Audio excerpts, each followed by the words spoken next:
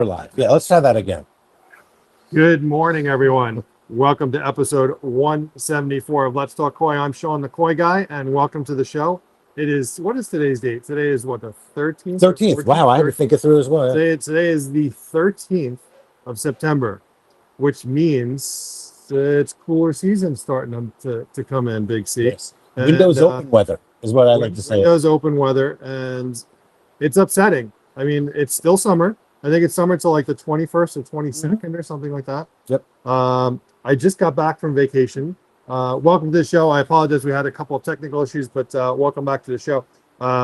And we skipped it last week because I was away. I was away for 10 days, went to St. Lucia. It was absolutely amazing. Thank you to my wife for putting together an absolutely unbelievable vacation. We stayed at Sugar Beach in St. Lucia. And it's interesting. I was saying before that we had the opportunity to actually go and see a bunch of, when you're doing research on a vacation, you're looking at a whole bunch of different locations. And in St. Lucia, there's lots. It's very hilly. So you have the option of, all right, I want to stay in a resort that's kind of up in the hills, or you can stay down by the beach. If you stay in the up in the hills, you have these amazing views. Sure. But you got to take a shuttle anytime you want to do it. You want to go to the restaurant, you got to take a shuttle down to the beach. You want to go to the beach, you got to take a shuttle. Yeah. And so we went over to take a look at Jade Mountain, which was like the most expensive resort, almost in I think that's one you might have talked about. That's one I did a video of that. Yeah. And first of all, the place was run down. Like, I was blown away, like how run down it was for a place that was $3,000 a day to stay at this place. And that's not all inclusive at this place. Right. This is not the place we stayed in, by the way. The place I stayed was much cheaper. Anyway. And so we go there, and what was nice is that the water was crystal clear the whole time we're there. We take the boat there. The day before we're leaving, that seagasm came in. I don't know if you've heard about this. It's seaweed. Oh, okay. That's been taking over the Caribbean. And the day before we were leaving, it came in, and you could see it like just starting to flow. Oh, wow. Over the water. We're like, all right, this is getting a little messy. Not something you want to go snorkeling in, because did the pond guy and you come out and be like, hey, we just need some Clormax in here or something like that? No, I was definitely thinking of ways to get rid of it. That's funny. And by the last day, like, the beaches were covered. We're totally, you couldn't even see the sand. It was so covered. So we go to Jade Mountain, and Jade Mountain it's all black sand beaches. And they talk about this all the time. Come see our black sand beaches. And you're like, oh, I've never seen a black sand beach. This is cool. I want to see this. Well, what they don't tell you is you can't walk on a black sand beach. Oh. It gets so hot. Oh, I never thought of that. Yeah, like they talk about, like, it's amazing. Yeah. Like, people, I want to go see a black sand beach, but they don't tell you that you can't walk on it because it's so hot that it'll literally like give you like second-degree burns. But that makes sense because it absorbs the heat. I would never have thought of that. Heat, and it gets so hot. Yep. So interestingly, so Sugar Beach is called Sugar Beach because the sand looks like sugar, and they imported all the sugar, all the sand from Guyana or something. They from somewhere else, and it's white sand beach, and they did that on purpose because you can't walk on black sand beaches. So they call it Sugar Beach, and they imported all the sand to Sugar Beach, and we were fortunate enough to get a room right on the beach, and you literally open the door, and the beach is right there. And like they have a deck, and you can take breakfast on the beach. It was amazing. It was coffee. Amazing. Good morning, everyone. I see we have 6 people on. Good morning, everyone. Were you able to do the coffee on the deck first thing in the morning? So the breakfast place is up the hill, so you had to do a bit of a walk to get there. So you basically, by the time you get there, you're like dripping. You need to like. Well, you and I would be dripping. It was rough for me. The humidity there was it was like 89% or something like that. It was up there. Yeah. It was high. So thankfully I brought a lot of shirts with me. I had a lot of stuff with me. So I was prepared for that, which is good. But St. Lucia was an amazing trip. If you want to see any of the videos I posted, go take a look at Sean Koi Market Rosen on my Facebook page. I've posted a lot of stuff about it. Truly an amazing place. But if you're going to stay, Sugar Beach is a really nice place to stay. Do you fly directly? What's the flight pattern? Like, how do you get there even? Boat, paddles. Yeah. Yeah, JetBlue. JetBlue to St. Lucia direct. JetBlue goes direct to St. Okay. Lucia. It was like a 5 hour plus flight there, four Oh, it's and a not bad half at all. on the way back. It was. Because some of those islands, I know you got to fly to a bigger island, then take a boat, or Yeah, no, this wasn't like that. good. Interestingly, we went to St. Vincent's last year, Mhm. and when we did a sunset cruise, and when we did the sunset cruise, we saw the pitons, which are the mountains, the famous St. Lucia, Right.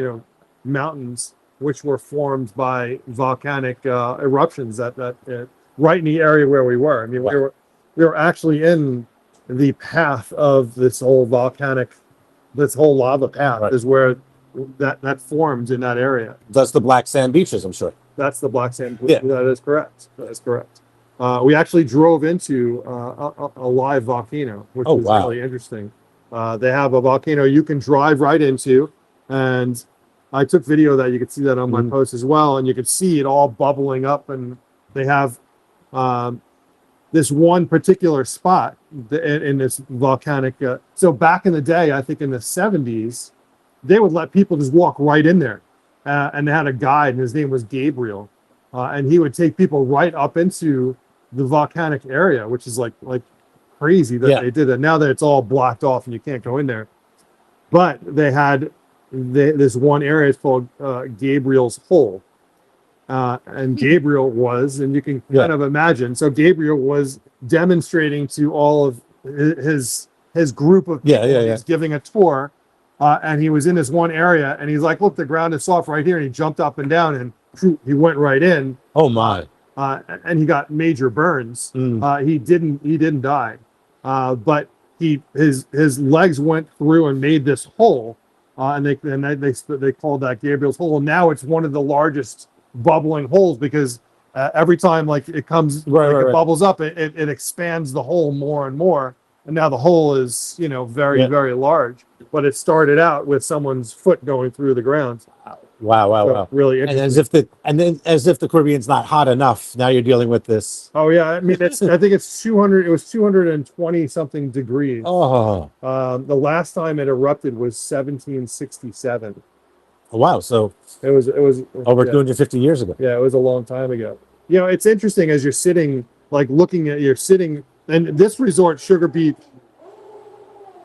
What the heck was that? I'm not sure.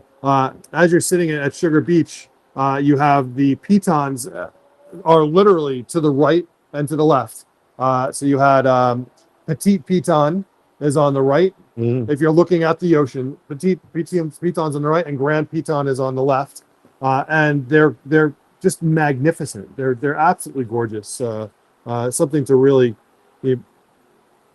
something that you'll just never ever see anywhere else. It was really amazing.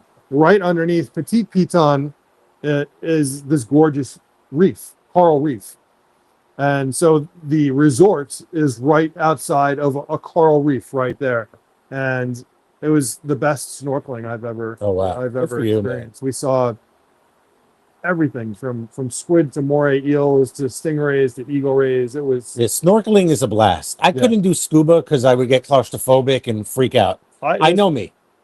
No way I wouldn't do it. I couldn't do it. Even those dive helmets that you see some like Cozumel, they have these dive helmets where it's just a bell helmet you wear and you go under. I don't think I could do that, but scuba I freaking love. Yeah, love scuba diving. Snorkeling. I'm sorry. Yes. Yeah. Thank you for correcting me. Snorkeling I freaking love. So you have this giant mountain that's 2,000 something feet high. So this whole thing that it literally comes right down into the water. You're right there. I mean, I could go and you could touch the piton. It's right there. So where it comes down and then the coral reef is right here and then it drops. Oh wow. And it looks like it drops like hundreds of feet. But there's no way. Like I didn't want to get too close to the edge because to me, I'm like, I've watched too many movies. Yeah, sure. Like something is coming up and this show will be no longer. So I just couldn't do it. But in the evenings, Robin and I would go, and I don't know if you guys want to hear this. Good morning, everyone. Hey, Jim, any koi ponds in St. Louis? So they were actually at Jade Mountain, there were a bunch of ponds there. There were a ton of ponds. Really? All man-made concrete ponds. They didn't really have any fish in them. The water was nasty, and like in the back of my mind, I'm like, all right, I need to talk to these people and get. How do proper koi filtration survive in set up. concrete ponds? You know, I'm so new to the hobby, right? So, how are koi in concrete ponds compared to? I know we use the liners. They're fine actually, as long as the ponds get treated. They have to get cured, and they have to get muriatic acided to remove the lime. And bring the pH down, because it's naturally when you do it. The rocks are going to release stuff. Yeah, cement will release stuff. Yeah, so you have to muriatic acid it for quite some time to stabilize the concrete.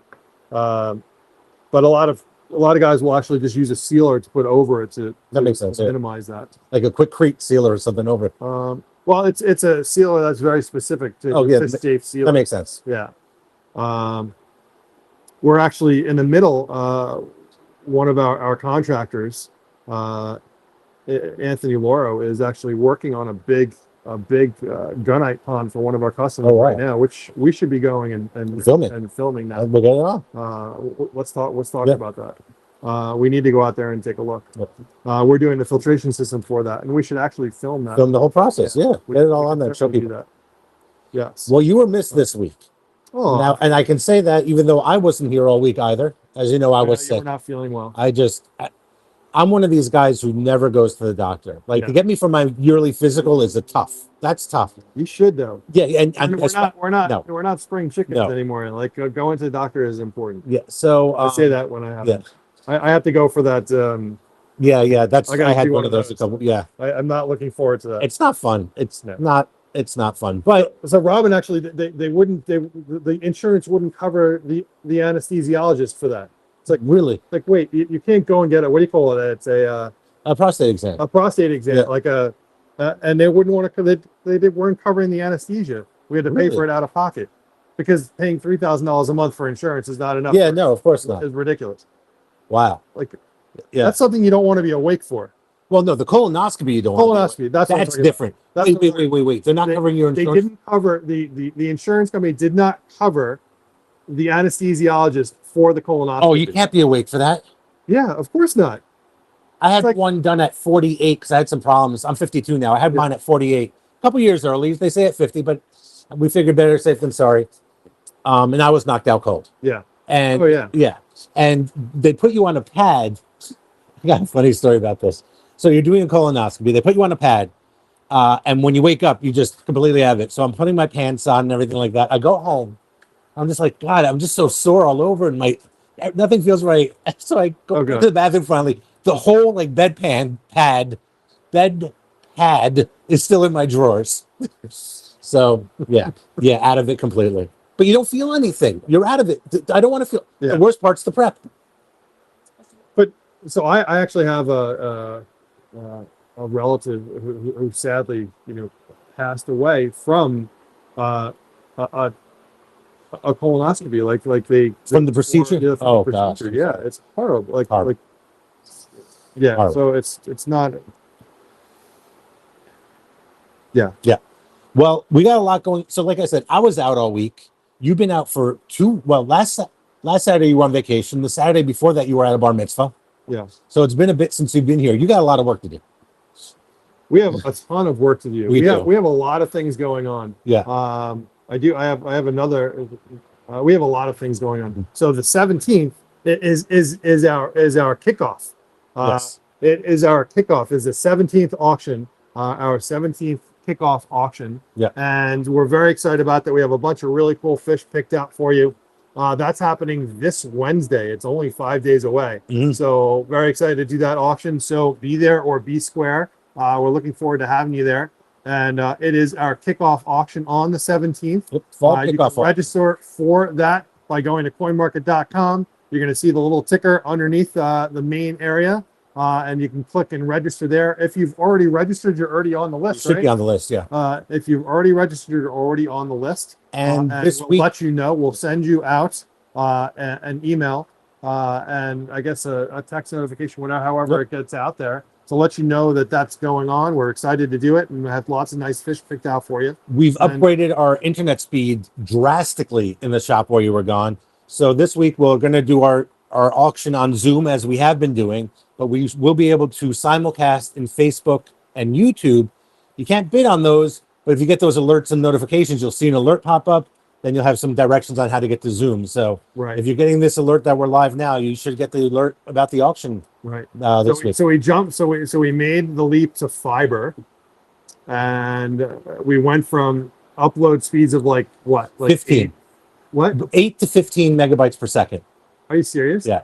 And now we're at 900 megabytes a So we had second. 8 to 15 megabytes per second. Yeah. Which is what we were getting, which was horrible. Horrible. And now we're 800. 800. So the difference should be pretty significant. Yes. So, I guess we will see. We're looking forward to it. Hey, Gus, thank you, buddy.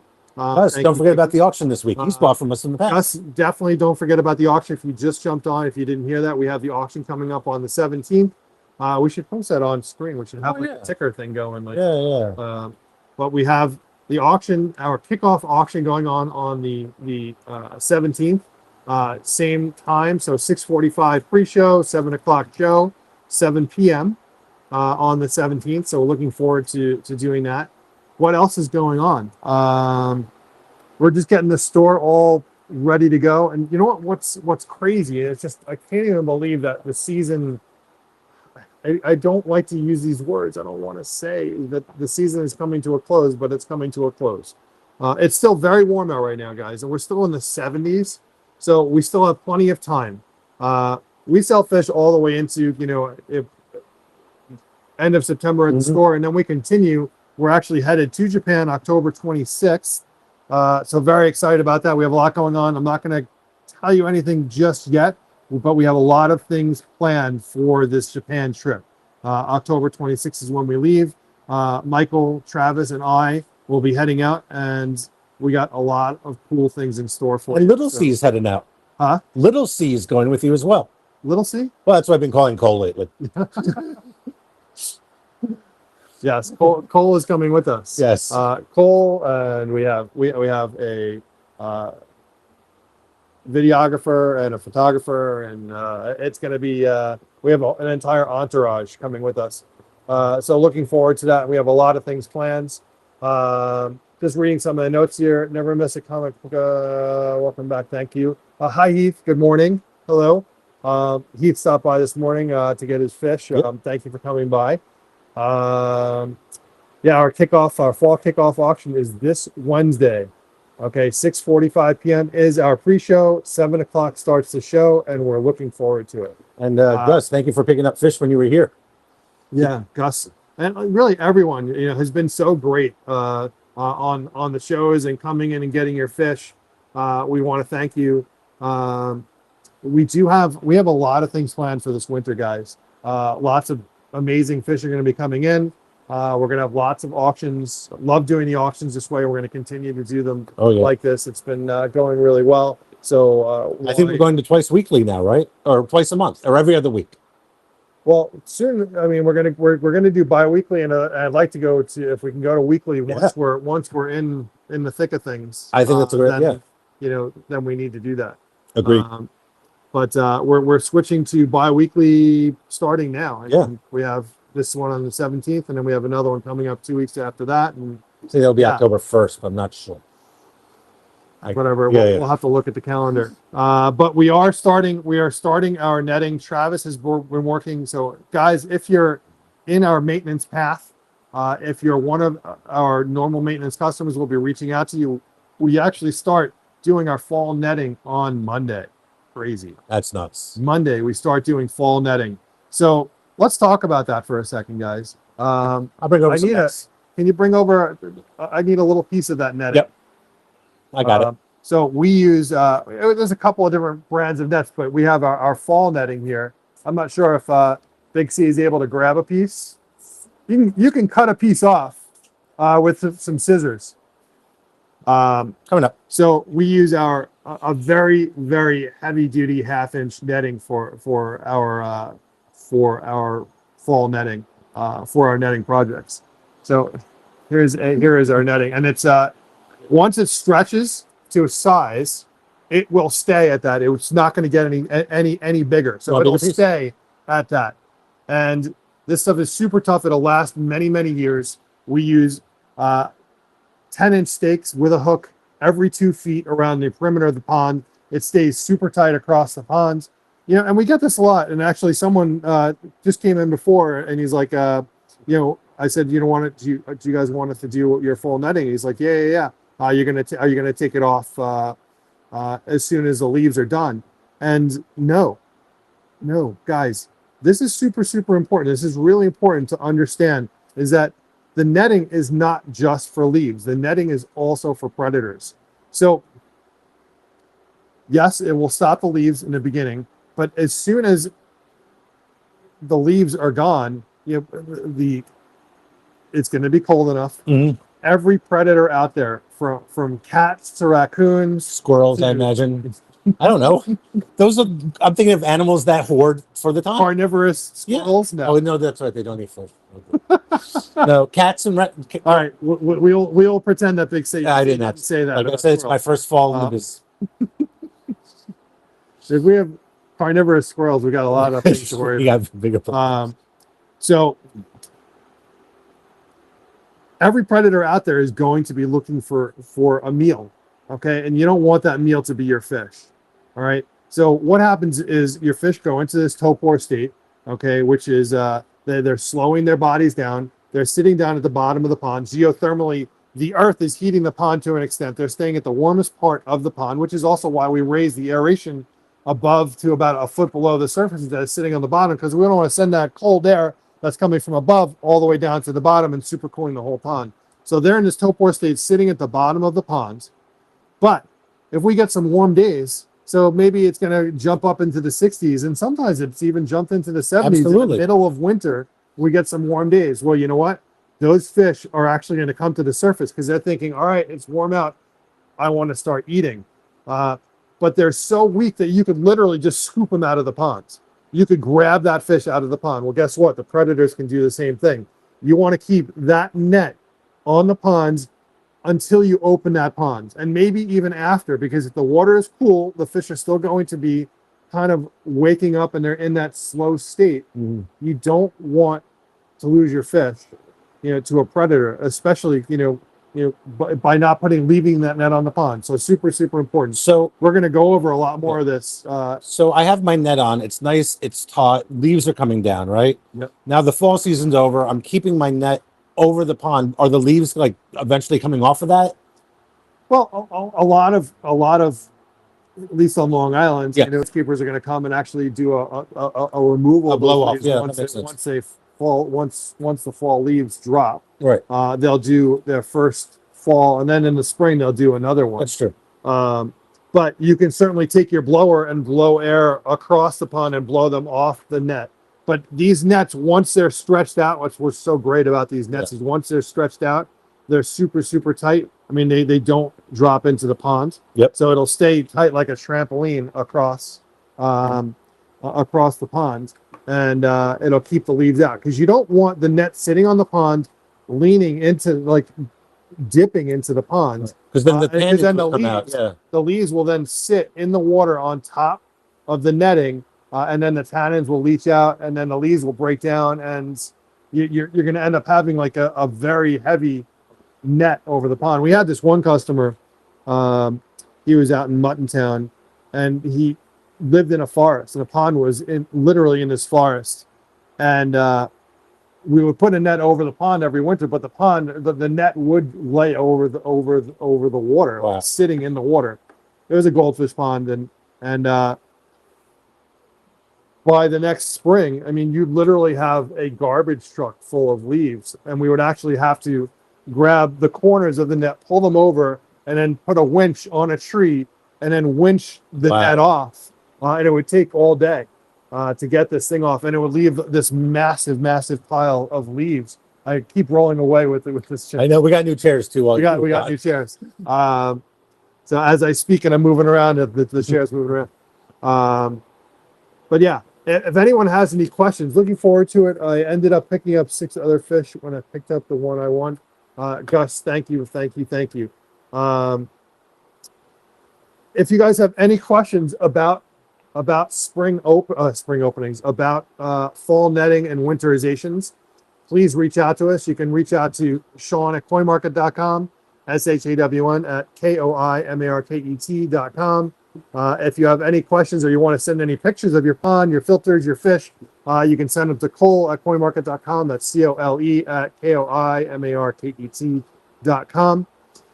We were talking about, before having to do medical exams that are displeasant, but it's all about peace of mind, right? Yeah. And that's really what winterization is. It's just peace of mind that if you winterize correctly, if I'm understanding this correct, if you do the winterization correctly, your opening is so much easier. You're getting your water back to levels. It's so much. It's all about, maintenance, year-round maintenance, and that's peace of mind. That's true. So that come, next spring, come March, April, May, your fish are vibrant, coming back, and you get to enjoy it earlier. Yeah, it's one of the questions that comes up a lot is to winterize or not to winterize. That is the question. Yes. So there are positives and negatives to winterizing your ponds. Okay, let's talk about the positives. The positives are your waterfall looks awesome. If you don't winterize your, let's take a step back. Let's talk about if you left your ponds running all winter. So if you left your pond running all winter, it looks nice. The waterfall's got icicles hanging from it. It looks really cool. And you're continuing to do mechanical filtration. So mechanical filtration is the removal of suspended solids, leaves, and debris, which is great that you're continuing to do mechanical. Your biological, however, will cease. Once your water drops into the 50s, your beneficial bacteria will, especially your nitrosammosis and nitrobacter bacteria, that remove ammonium nitrite will go dormant. Now, there are other bacteria that will continue to break down debris in the ponds, especially some cooler water bacteria, which we now know exists. But your nitrifying bacteria will cease to function at a certain temperature. So you still get mechanical filtration, which means you have removal of solids, leaves, and debris. That being said, you have to maintain it in the winter, and maintaining the winter can be difficult. Most people turn their water off. Okay, thank you, Rock. I don't have Corey anymore, but May again. I really enjoy following you. Very informative. Thank you from Oregon. Thank you, Kay. Thank you. And I'm glad you still watch the show. That's cool. You still watch the show. I love that. That's cool. So we were talking about the reasons for and against winterizing your ponds. So positives. Waterfall looks great. Looks really cool. You're still doing mechanical filtration. Okay, those are really the two positives. The negatives. Let's talk about the negatives. Okay, one, you've now turned your water off. Most people have turned their water off. Some people still have access to water, but you have to make sure that you empty out all the water from your hose after every single use. Right. Otherwise, it freezes the hose, and then you can't use that hose. But it's just one of those things that you have to remember to do. You actually have to blow through the hose and get all the water out of it. You can get what's called ice channeling on your waterfall, and this can be a big issue. So ice channeling is, when the waterfall splashes, it can create channels that can guide the water outside the waterfall area, and you can actually empty your ponds in the middle of winter. Now, if you have a skimmer, you'll empty it to the bottom of the opening of the skimmer. You have a bottom drain, that's really bad because you'll literally empty the entire pond. And I've seen many customers, I get a call in the middle of winter, help me, my pond is almost empty, I need you to come over right away. Leaving your pond running in the winter has its negatives. If it gets too cold and your water flow is not strong enough, it could actually freeze the lines. Wow.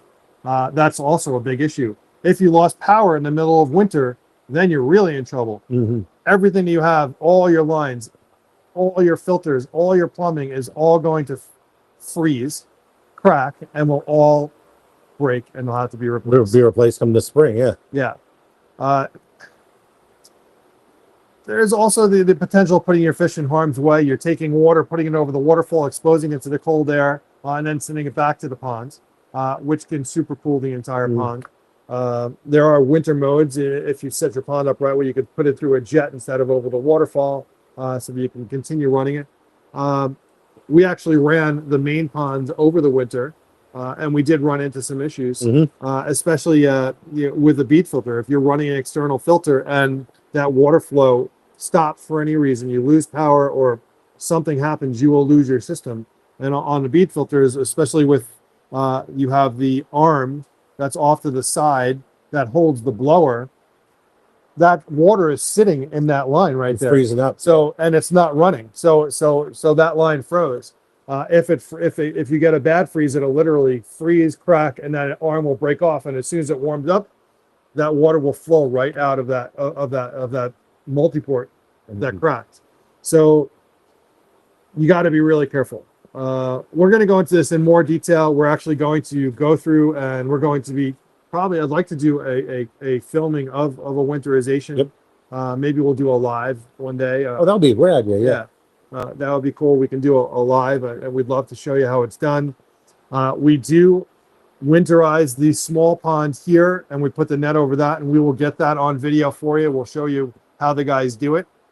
We'll show you more detail about the netting that we use. It comes in 12.5-foot wide or 25-foot wide widths, by up to 100 feet. So you tell me what you want, and we can certainly get that for you. Cut to order.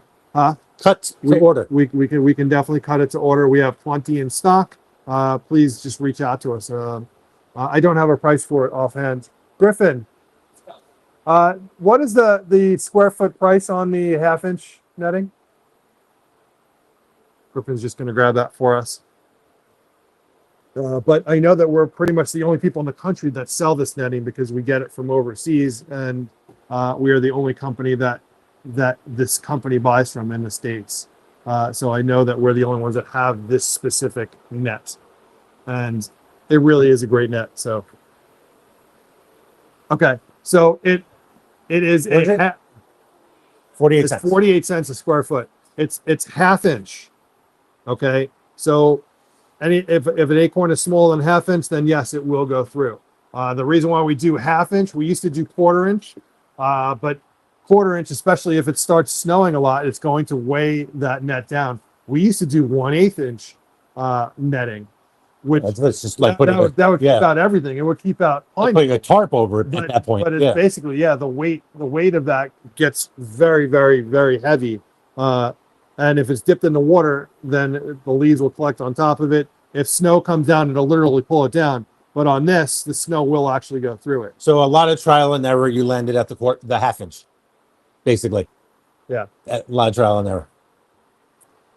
Welcome back. Thank you, Jim. Thank you. I see a question. Welcome back, Sean. Hope you had a good time. Are the holes in that small enough? Okay. I saw something about a bog. Oh, there it is on the screen. Right. What are your thoughts on? I am not a fan of bog filtration. There are plenty of guys that like bog filtration. There are lots of guys out there that do wetland filtration. It's just not. It's not for me. But I'm not saying it doesn't work. I am more of a get it out of the ponds is the best case scenario for me. Everyone has their way, but for me, I prefer to get it out of the pond than have it sitting in the ponds. That is always my goal. I do believe in having lots of plants in the ponds, different story, but having a bog filtration system, it's basically a collection point for a lot of crap in the ponds. So for me, I don't personally like it. And when you do have to eventually clean it, it's a nightmare to have to clean, an absolute disaster of a nightmare. I hope I answered that question for you. Thanks, Gus. Any other questions? We just have a few people on. Thank you guys for joining us. I know we haven't been doing a lot of the Saturday shows. We moved to the Wednesday evening auction show. But we still like to use this Saturday to do more education, really talk about and answer questions that you guys may have. And we're happy to answer any questions you have. So please hit me up with anything you got. You want to talk about winterization? You want to talk about spring openings? We can talk about anything. You want to talk about filtration? I'm happy to talk about filtration. You want to talk New York Football, Jets, Giants. So I want to talk. No, I know You know what? I know it. I'm a Giants. I played football when I was Well, a I know kid. that. I played Massapequa Mustangs. Absolutely hated it. Okay. Absolutely hated it. But you know, yeah. All right. No, it was just I'm a bad sorry. Sunday last Sunday for New York football. Oh, it was. But both teams went in with better than normal expectations, and both teams disappointed. And who won? Not the Jets or Giants. Jets and Giants both lost their They week both one lost. games. Yeah. Did the Jets ever play the Giants? Oh, they play. I think every 4 years they show up on. The rotation's very set Yeah. on how teams play each other, and I think it's every 4 years the Jets play the Giants a regular season game, and the years that they don't have those other 3 years they play each other in the preseason for the MetLife Bowl, which is basically I think it's a trophy of Snoopy. Oh, that's cool. Yeah, That's cool. preseason game. I'm still waiting for a pond to cycle. I think. Let's bring that up on Yeah. screen. Hi, Debbie. Still waiting for pond to cycle. I think I'm on week 8. Is that normal? Well, it is starting to cool down. All right. You have your Chloromex on hand, right? I know we talked about this. You need to make sure you keep your Chloromex on hand. You need to be using that every 48 hours while your pond is cycling. Every 48 hours until your ammonia goes away. Super, super important. You need to make sure you keep your KH at the right level. Is your KH where it needs to be? It needs to be of 125 plus. If your KH, your alkalinity is low, your beneficial bacteria, your nitrosammosis and nitrobacter bacteria, as well as your sludge eating bacteria are not going to perform. So what is your KH at right now, Debbie? We'll wait for her to get in that. We have a little bit of delay, obviously, on our end. She does say that, yes, she does have the Chloromex on. New York has 3 teams. Don't forget the Bills. That's true. You're right. You know what? I do forget the Bills What's wrong often. with you? And the Bills had one of the greatest games, regular season games I've ever seen in my life. Week 1, Sunday night, come from behind victory against the Ravens. What a game. Yeah. What a game. You are absolutely right, Johnny. And I could root for them. As a Giant fan, I could absolutely root for the Bills. I understand why Jet fans can't. Maybe I'll take the Bills on as my jump on the bandwagon team. Debbie answered your question here. All right, so good. So you're at 7 drops is about 125. That's where you need to be. So you need to keep it at that. You can actually go higher. You could be all the way up at 300, won't be an issue, but keeping it at 7 drops is very, very important. It should be kicking in, but the water is starting to cool down. Now, what's everyone's water temperature? My guys aren't in here now, so I can't ask them, and I can't look on my phone because, We're using it. yeah, we're using it. So I can't see what the temperature is here. But what is the temperature of the water? Debbie, do you have a thermometer in your pond? Just curious. And here's some more information she just got for us. Okay, 0.5 Chloromex every other day. Yeah, keep doing the Chloromex. If you do not do the Chloromex, the ammonia will affect your fish. Griffin, do you know what the water temperature has been outside? No. Do we have a thermometer in there still? I know. Don't worry about it. I'm assuming that the water is going to be in the 70s Yeah. still. And that's what Debbie's saying Yeah. is she's getting hers is at 70. Yeah. So you're in the zone. So 65, 70, you're fine. Richard's saying 68. And I actually wanted, Richard, I'm glad you jumped on. I actually want to mention something for October that's coming up. I have to go and check the dates on that. But if you want to mention the information on here, what the dates are for our grow out meeting. Oh, that's right. Yeah, It's our the grow-out meeting. Mid-Atlantic Play Club, right? Yeah, it's the MAKC Yep. grow out, and we have the Issa Showa grow outs. We have 10 fish, and we have